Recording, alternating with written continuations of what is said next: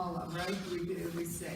James has been extremely instrumental in helping us with the exhibition. You're going to be holding it, okay? In putting together the exhibition when we decided to borrow the collection from the Wyoming Museum, and I contacted James, who was very forthcoming and brought over all of those drawings that you see that are in the one part of the gallery that really speaks to some of the other talent that Andy had. And some of James's work is up there as well. James is an artist and a writer. His books are being sold in our gift shop, and I hope you all look into that. James, welcome. Thank you, Tanya. The exhibit here at the Ukrainian Museum is really a wonderful occasion because, as you know, there's another big exhibition up the road at the Whitney Museum that celebrates Andy's big accomplishments in the art world, his coming up through New York, doing the pop art, and becoming a filmmaker, and kind of becoming a little bit of a jet setter with all the fame that he gained during that time. But what's nice about this exhibit, that's something that the Whitney really doesn't do much, is celebrate his roots.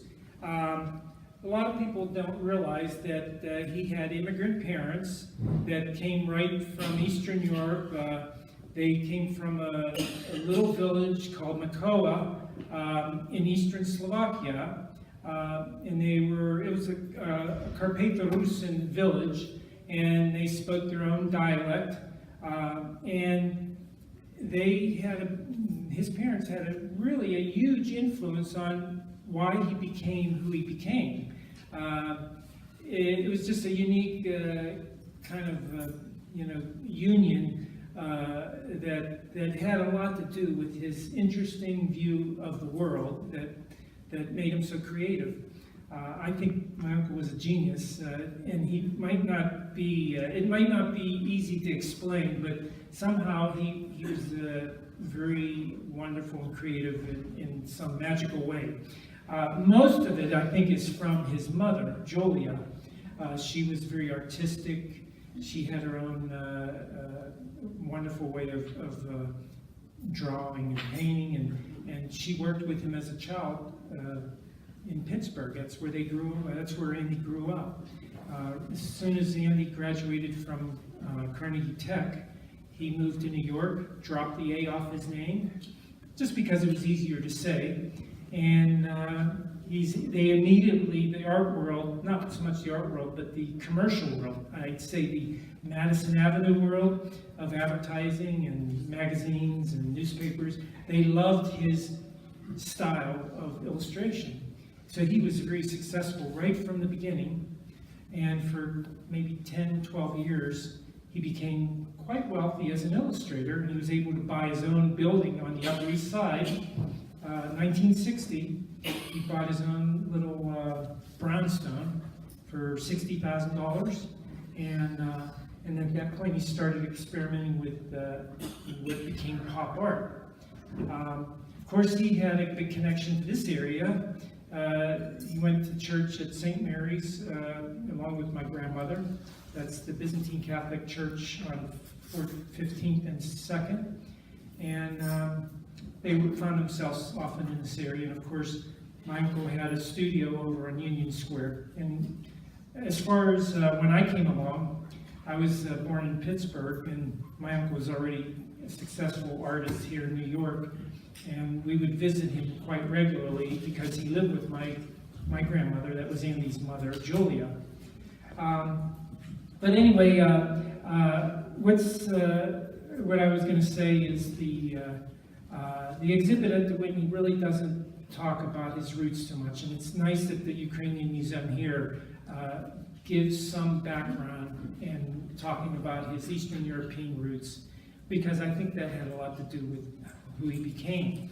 A lot of times he's written off as being Polish or Czech or Slovak, or the fact is the borders changed so much that his parents came from the mountains in Carpathian Mountains, and At first, I remember growing up saying we were Czechs, and everybody thought we were Czechs because my grandmother immigrated from Czechoslovakia, but her husband immigrated from the Austrian-Hungarian country at that time. Yeah, and anyway, about this film. This film was done almost 20 years ago. It's hard to believe, but it's called Absolut Warhola, and it's done by a very wonderful director. I've never met him, but he's a Polish director who actually financed the film in Germany, and from what I understand, his other films are these little slices of life. And on this occasion, he found as a subject the area where my grandparents came from, and he went there and explored and interviewed people and came up with a delightful film that I think you'll find interesting. Quite often it's humorous because in a way, as in much of Eastern Europe 20 years ago, even for a long time, it was quite, let's say, it had its primitive aspects, like there were people still living without a car, and they had horses, and they would, they just had their gardens to supply themselves with the food, but one of the things that brings this more interesting as a subject is the fact that they created a museum there in Medzilaborce, which is maybe between 5 and 10 miles from my ancestral village of Miková, and they created this museum about 25 years ago, and it was because there was a group of artists who were really interested in Andy's roots. So they said, gee, we got to have a museum here in this area. And around 1990, 91, my uncle died in 1987. They kind of orchestrated this way of taking over this building. It was a beautiful building in this small village, small town, and they kind of convinced the politicians to kind of hand it over to them so they can make this Warhol museum. It was originally going to be like a cultural center, and so they created this museum, and in a way it brought some focus to this area. And a lot of people think it was kind of unusual to have this Warhol museum. And he was such a Western jet setter. Why would you have a museum to this artist that most people don't really even know in this area? And it's so far off the beaten track. It's not like near Bratislava, or it's not near Prague. It's pretty far east. It's right on the border of Poland and the Ukraine. I'm pretty close to it. So, and I remember when they were starting the museum, my dad, who was Andy's oldest brother, and my Uncle John, who was the middle brother, Andy was the youngest, they tried to get family support. Of course, the family supported the museum. If they wanted to do a museum, they should, because that area needed some type of boost, and this is their pride and joy of Andy's parents coming from this area. So anyway, they tried to help as much as they could. I even went there a few times.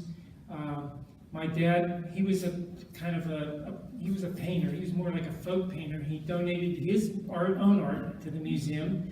And finally, the Warhol Foundation gave some prints to the museum to kind of like keep them quiet, I guess. Because I remember when they were starting their museum, the head of the Warhol Foundation said, "Read my lips, there is only one Warhol museum in this world."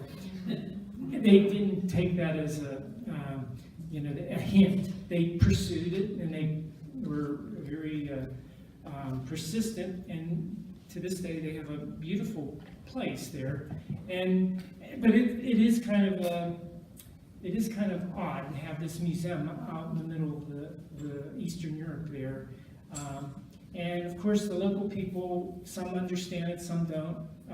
And I think the movie will kind of hit on some of that. And of course, it gives us a little bit of a hint of the way of life there, which of course, you know, is many of them are poor, trying to make it. You know, there's no industry there anymore. I mean, I don't know if there was industry before, but most of it was agriculture. But I got to tell you why there's a reference to Absolut Warhola. Well, my uncle did a ad called, you know, for the Absolut people. You know, they did the vodka, and he did a beautiful ad and a silk screen for them, and they used that.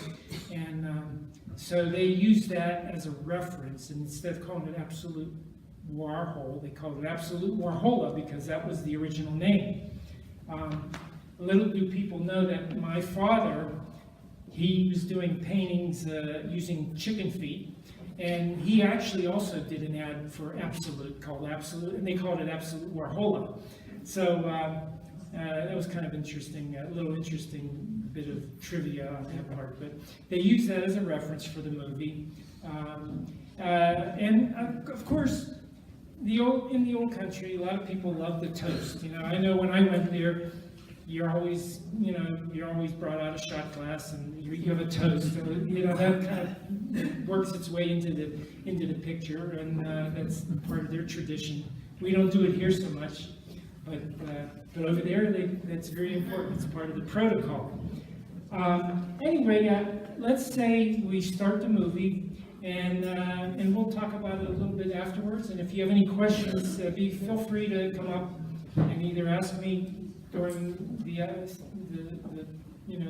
of this film, or when you see me, and I'll be more than happy to talk to you about anything. Thank you for coming.